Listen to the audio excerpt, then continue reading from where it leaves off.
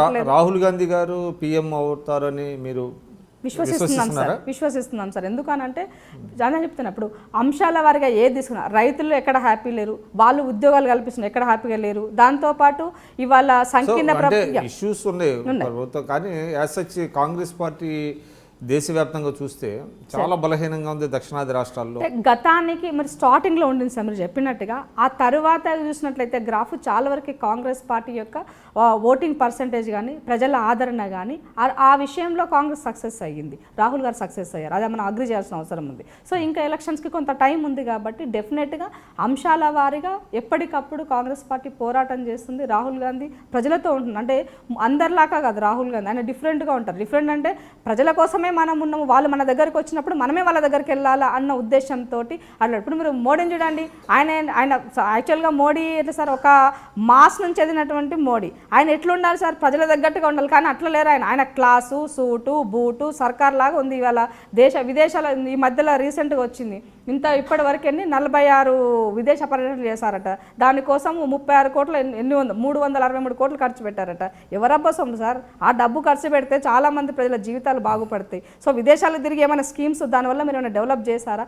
మనకి ఏమైనా కొత్తగా ఏమైనా ఫండింగ్ ఏమైనా వాళ్ళ దగ్గర నుంచి వచ్చాయా? ఏమైనా ప్రాబ్లమ్స్ సాల్వ్ అయ్యాయా? చెప్పండి, అవేం జరగలేదు కదా. సో ఇవాళ ఏమంటారు, జమ్మూ అండ్ కాశ్మీర్లో నిత్యం జరుగుతూనే ఉంది, ఉగ్రవాదం జరుగుతూనే ఉన్నది. అక్కడైనా మనం ఉగ్రవాదాన్ని అణచివేసినామా? ఎక్కడేం జరగలేదు కదా. ఎక్కడ వేసినా కాంగ్రెస్ పార్టీ రేపు అధికారంలోకి వస్తే సీఎం అయ్యే అవకాశం ఎవరికి ఉందంటారు? ఇప్పుడు అది అధిష్టానం నిర్ణయిస్తుంది సార్.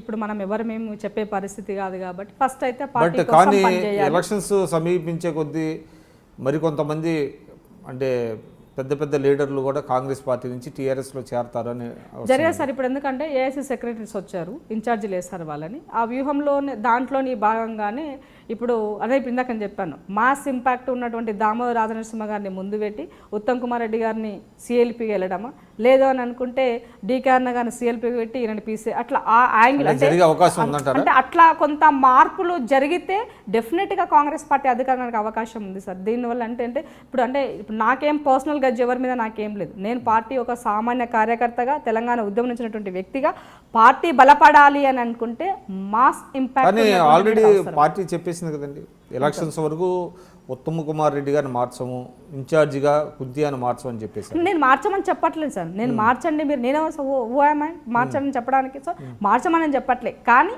ఇట్లా ఈ యాంగిల్ నేను చెప్పేది నా యొక్క వ్యక్తిగతంగా సార్. పబ్లిక్ నుంచి ప్రజల నుంచి వచ్చినటువంటి కార్యకర్తల నుంచి, గ్రామ స్థాయిలో ఉన్న కార్యకర్తల నుంచి వచ్చినటువంటి ఫీడ్బ్యాక్తో నేను చెప్పేటువంటి విధానం కొంత మాస్ ఇంపాక్ట్ ఉన్నటువంటి లీడర్ పార్టీకి అవసరము, సీనియారిటీ ఉన్నటువంటి వ్యక్తి అవసరము. కాంగ్రెస్ పార్టీకి, కాంగ్రెస్ ఫ్యామిలీలో పుట్టి పెరిగినట్టు లాయల్గా ఉన్నటువంటి వ్యక్తులు ఇవి చేయగలుగుతారు కాబట్టి ఆ యాంగిల్లో ఉంటే పార్టీ బాగుపడుతుంది. పార్టీ ఉంటే మనం అందరం ఉంటాం సార్. ఆర్గనైజేషనల్ పరంగా మరికొన్ని మార్పులు చేస్తే కొంత బాగుంటుందన్న ఒక ఆలోచన అయితే మా అందరిలో ఉంది సార్. దాంట్లో అంటే కొద్దిమంది ఓపెన్గా చెప్పొచ్చు, కొద్దిమంది ఓపెన్గా చెప్పకపోవచ్చు. ఎందుకంటే రేపు నేను గట్టిగా వ్యతిరేకిస్తే నాకు సీట్ వస్తుందో రాదో అనుకున్నాను. నాకు ఆ భయం లేదు, సీట్ వచ్చినా రాకపోయినా ఐఎమ్ ఏ కాంగ్రెస్ కార్యకర్త. సో దాంట్లో నాకు నేనేం బాధపడేది అంటే లేదు.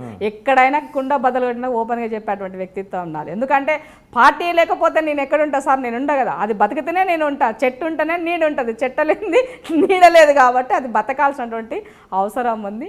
మీరు చూస్తున్నారు ఐ డ్రీమ్ న్యూస్ని. మీరు చూస్తున్నది ఐ డ్రీమ్ న్యూస్. అంటే కళలని నిజం చేస్తూ ప్రజలకి నిజాలని కళల ద్వారా తీసుకొచ్చే ఐ డ్రీమ్కి మై బెస్ట్ విషెస్. మీరు చూస్తున్నది ఐ డ్రీమ్ న్యూస్.